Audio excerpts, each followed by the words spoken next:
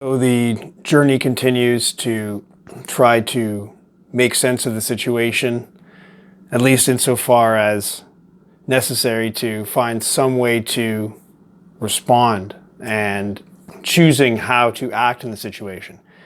Maybe really making sense of it isn't the word, because our ability to really understand something, make sense of it, can often be far behind the simply living within it and acting within it. We have to choose how to act before we can make sense of what's going on. Because making sense of some kind of surprising, strange situation can take a very long time. But we have to, before very long at all, start finding some way to act within it. So what I'm thinking about now is this idea of adaptation.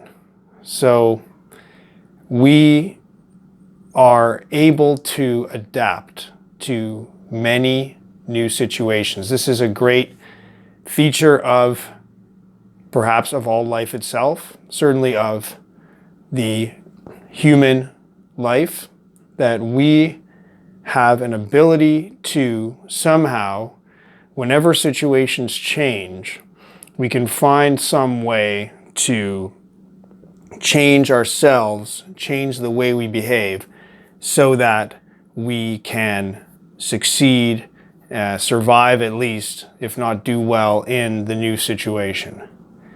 And, maybe that's the history of life and evolution itself, that as situations change, new forms of life that are better adapted to the new situation tend to take over, and those that cannot adapt tend to fade away and disappear. So this is what's happening right now. We have a new situation.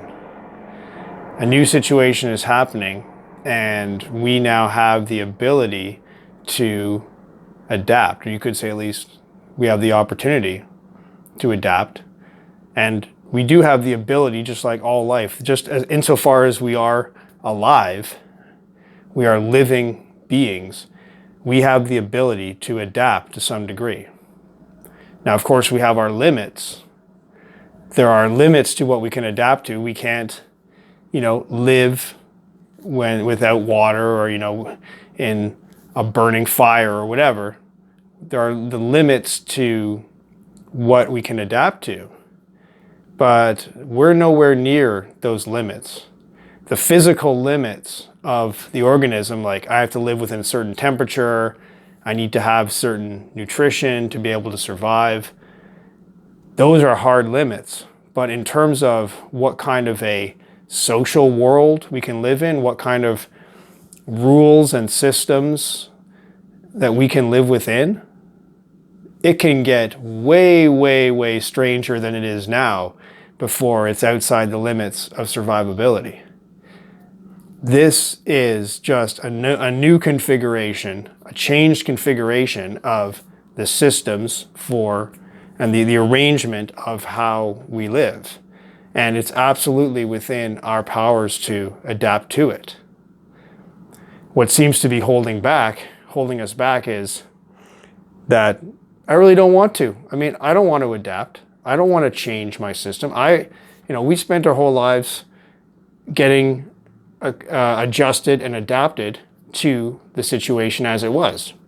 And of course, it's always changing. It's never the same. You can especially see that with technology, the very fast change of technology we've adapted to, the slower state of social and cultural change that we've to some degree adapted to.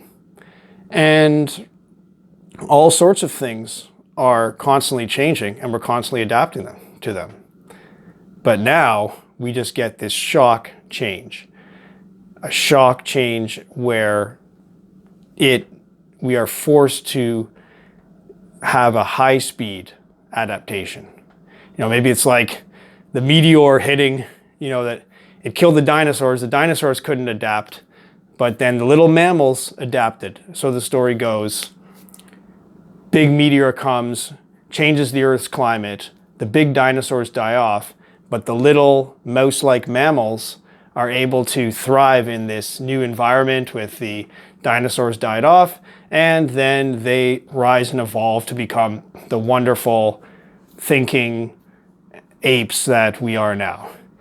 So maybe that's where we are now, that we've been hit by a change, and now we need to somehow, one way or another, find ways to adapt. So will we be the dinosaur or the mouse? Or some completely other animal that we can't even imagine? I don't know how to adapt. I don't know how this is going to happen, but somehow, one way or another, we will find ways to adapt to the changed situation.